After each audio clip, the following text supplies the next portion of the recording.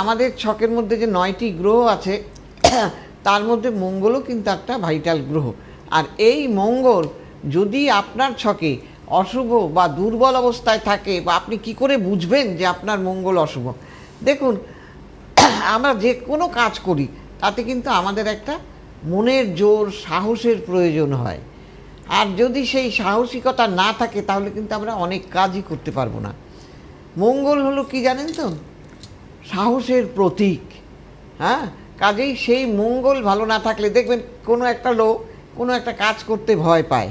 আর মঙ্গল কি? মঙ্গল আপনার ভালো থাকলে যদি তোর ডাক শুনে কেউ না আসে তবে একলা চলো রে। মানে মঙ্গলের পজিটিভ থাকলে সে একটু ডেসপারেট, সে যে কোনো কাজ নিজের হাতে তুলে নেওয়া, করে ফেলা, বিরাট কোনো দায়িত্ব নিয়ে নেওয়া, দায়িত্ব নিয়ে, যেখানে দেখা যাচ্ছে বাড়ির কেউ করতে পারছে না। ধরুন এই অভিষেক আমাদের ক্যামেরা পার্সন, ওর বিয়ে, এবার ব্যাপার আছে ও তো মঙ্গল ডাউন, ও তো বলছে না আমি পারবো না এইসব করতে, আমার বিয়েতে কি হবে না হবে।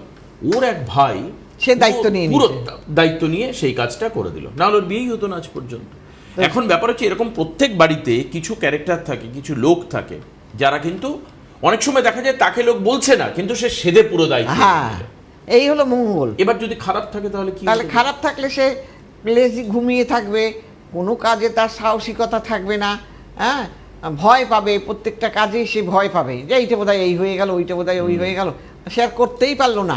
হ্যাঁ, তো সেই কারণে মঙ্গল আবার দেখবেন এই যে যারা চুরি ডাকাতি ছিনতাই করে, রাহাজানি করে, তারা কারা? তারা হলো মঙ্গলের অশুভ মঙ্গলের কাজ। আচ্ছা, শুভ মঙ্গল এইসব করবে না। শুভ মঙ্গল কি করবে?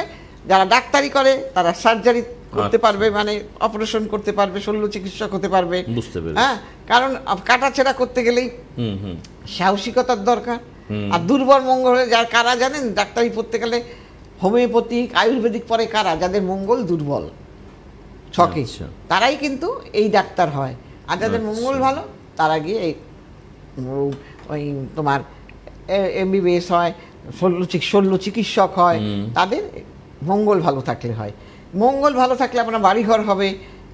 আবার মঙ্গল খারাপ থাকলে আপনার আত্মীয় স্বজনের সঙ্গে আপনার শুভ সম্পর্ক থাকবে না, আপনি মামলা মোকদ্দমায় জড়িয়ে যাবেন, গাইনো প্রবলেম হবে, অনেক রকম মানে ফিসার ফিস্টুলা নানা রকম প্রবলেম আপনার দেখা দেবে। অতএব মঙ্গলটা মানুষের জীবনে ভালো থাকা দরকার। বৈবাহিক জীবনেও মঙ্গল খারাপ থাকলে সম্পর্ক ভালো থাকে না। হ্যাঁ, সেই জন্য মঙ্গল ভালো থাকা একান্তই দরকার। আবার এই মঙ্গলকে ভালো করার জন্য কি করবেন? প্রতি শনিবার করে বা মঙ্গলবার করে আপনি কি করবেন? হনুমান চালিসা পাঠ করুন, মা বগলার পুজো করুন। হ্যাঁ, হলুদ ফুল দিয়ে মা বগলার পুজো করুন, হলুদ গাঁটের মালা মাকে পরান। হ্যাঁ, এইগুলো হলো মঙ্গল ভালো থাকলে আপনি শত্রু জয়ী হবেন। ষষ্ঠে যদি আপনার মঙ্গল থাকে আপনি শত্রু কোনোদিন আপনাকে পরাজিত করতে পারবে না। সেই জন্য মঙ্গল, এই কারণে মঙ্গলকে ভালো থাকতে হবে। মঙ্গল ভালো থাকলে আপনি সব দিক থেকেই এই সব দিকগুলো আপনার ভালো। এবং আপনি কি করবেন? দান করুন। কি দান করবেন? কোনো মন্দিরে আপেল, লাল লাল দেখে আপেল দান করুন, কোনো মন্দিরে বৃদ্ধাশ্রমে টমেটো দান করুন, এইগুলো সব, লাল বস্ত্র দান করুন, লাল চন্দন দিন, মন্দিরে গিয়ে দান করে আসুন, লাল চন্দনের টিপ পরুন প্রত্যেক দিন যাদের মঙ্গল দুর্বল, লাল সুতো বাঁধুন হাতে, এগুলো করুন। হনুমানজির পায়ে ঠেকিয়ে সেই লাল সুতো আপনি।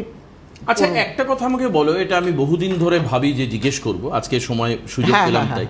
মঙ্গলবার কি মঙ্গলের জন্য স্পেসিফিক্যালি ডেডিকেটেড? মানে ধরো এই যে তুমি বজরংবলীর মন্ত্র বলছো বা হনুমান চালিসা বলছো, তো মঙ্গলবারই করে। এবং আচ্ছা, মঙ্গলবারে উপবাস কিন্তু অনেকে থাকে, যেমন অনেকে সোমবার থাকে যারা বাবা তারকনাথ, অনেকে শনিবার থাকে, আবার অনেকে মঙ্গলবার কিন্তু নিরামিষ খাওয়া বা উপবাস থাকা বা নিরামিষ খাওয়া এগুলো তারা করে।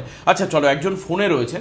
এই নিয়মগুলো কিন্তু আপনাদের পালন করতে হবে, এরকম নয় যে আপনি একদিন পালন করে ফল পাবেন, এটা কিন্তু নয়। আপনাকে টানা অন্তত 4-5 মাস করতে হবে, টানা অন্তত 4-5 মাস 6 মাস করার পর আপনি দেখবেন আপনার ফলটা পাবেন, হবেই। এবং যদি না হয় আমাদেরকে ফোন করে আপনার